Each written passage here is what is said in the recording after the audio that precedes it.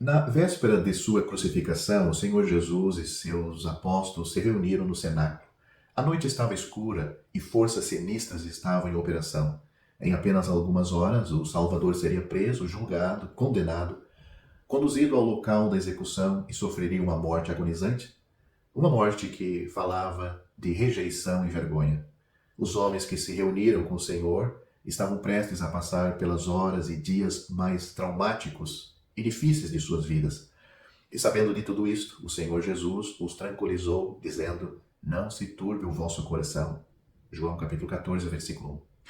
Na boca de qualquer outro homem, essas palavras teriam sido o pior dos chavões, mas o Senhor, quem falou, e nos momentos que se seguiram, delineou os recursos que deram sentido à sua segurança.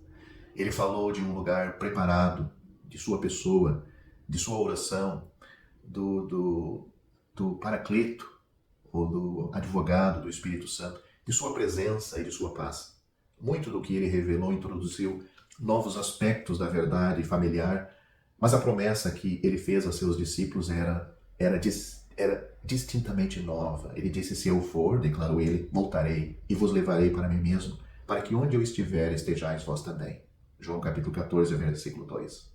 Com essas palavras de promessa, o Salvador introduziu a grande esperança de seu retorno iminente e pessoal para os seus.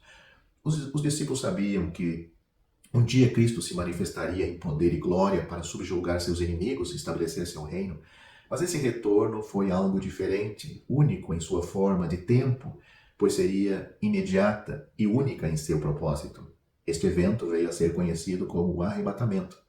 Embora esse termo não seja encontrado nas Escrituras, ele foi efetivamente transmitido, o termo foi transmitido à natureza do evento. Usamos agora com mais frequência para descrever um transporte de prazer, mas a palavra latina, em sua raiz, significa arrebatar e foi originalmente usada para descrever as ações de um exército invasor que atacaria e tomaria pessoas e propriedades. Ele fornece uma imagem visível da rapidez e iminência do retorno do Senhor para remover seu povo do território do inimigo, a igreja. É essa rapidez que é enfatizada na promessa do Senhor. O retorno que ele descreve é iminente, pode acontecer a qualquer momento. Ele menciona apenas uma condição a ser cumprida antes que o arrebatamento possa acontecer: sua partida, e isso ele já fez. Desde o momento em que ele voltou ao céu, todas as pré-condições para seu retorno foram cumpridas. E a iminência de seu retorno é confirmada pela gramática da passagem. A frase verbal traduzida como eu voltarei está no tempo presente e poderia ser traduzida como eu volto. O Senhor Jesus não encorajou os seus com a promessa de seu retorno em algum ponto remoto no futuro. Em vez disso, ele garantiu que mesmo os dias mais sombrios e difíceis pelos quais passaram seriam iluminados pela promessa de que a qualquer momento ele voltaria com o terno propósito de recebê-los para si mesmo. Esta esperança permanece para nós hoje. A volta de nosso Senhor pode acontecer a qualquer momento, e essa esperança radiante deve lançar seu brilho transformador sobre todos os aspectos de nossa vida. A verdade do arrebatamento, revelada pelo Senhor Jesus em João capítulo 14, versículo 2, é desenvolvida nas epístolas de Paulo. Escrevendo aos Tessalonicenses, ele tratou do programa do arrebatamento. Os Tessalonicenses estavam preocupados com o fato de os crentes que já haviam morrido terem perdido o arrebatamento. Paulo escreve para garantir que eles não se entristeçam como aqueles que não tinham esperança, os não salvos. E ao traçar o programa do arrebatamento, que ele próprio recebeu pela palavra de Deus, você pode ler 1 Tessalonicenses capítulo 4, versículo 15, sublinha que os vivos que restarem para a vinda do Senhor, os vivos salvos, de modo algum anteciparão os que adormeceram, os salvos que já partiram.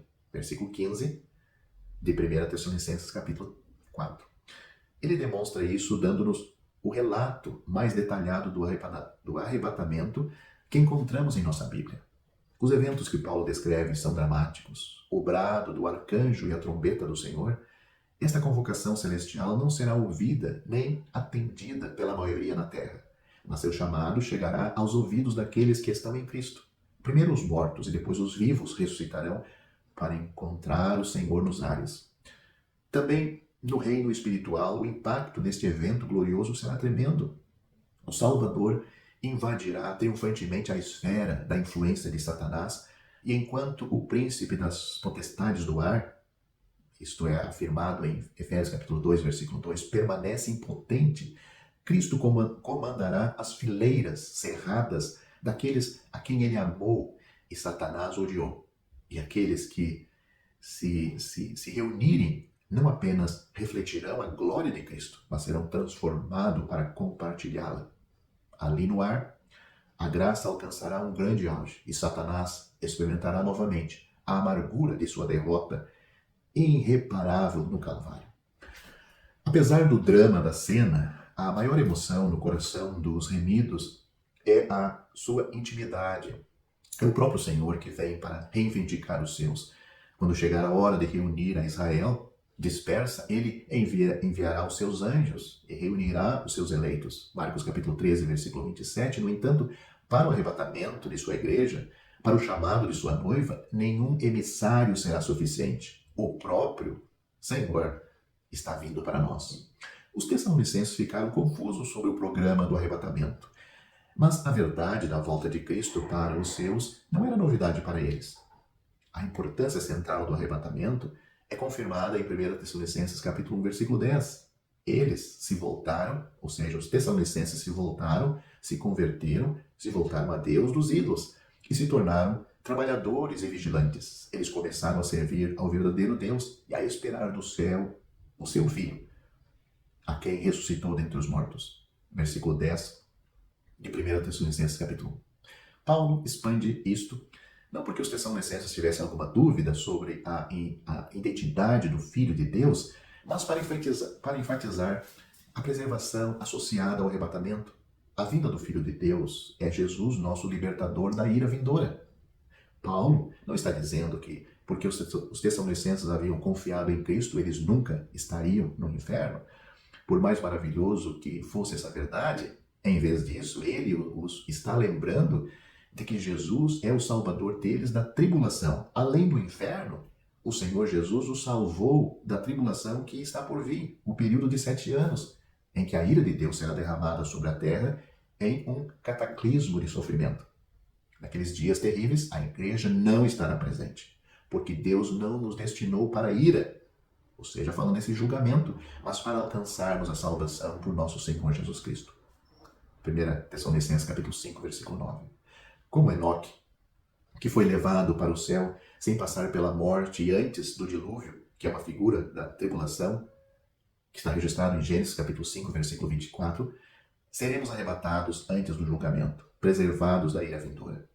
Quando Paulo fala do arrebatamento aos coríntios, é o poder do evento que ele enfatiza. Dirigindo-se aos erros deles, ele demonstra a ligação que existe entre a ressurreição de Cristo e os crentes. Duvidar de um é negar o outro. A ressurreição de Cristo é o protótipo e a prova da nossa ressurreição. Mas o poder da ressurreição tem implicações tanto para os vivos quanto para os mortos. O apóstolo está revelando um mistério oculto nas eras anteriores a este mistério, e é a verdade do arrebatamento. Ele diz: nem todos dormiremos, mas todos seremos transformados no momento, num abrir e fechar de olhos, ao som da última trombeta. 1 Coríntios capítulo 15, versículos 51 e 52. Essa última trombeta não é a de Apocalipse. Que impacto poderoso o poder da ressurreição de Deus terá naquele instante? Os mortos ressuscitarão incorruptíveis e nós seremos transformados. Num instante, ao som de uma trombeta.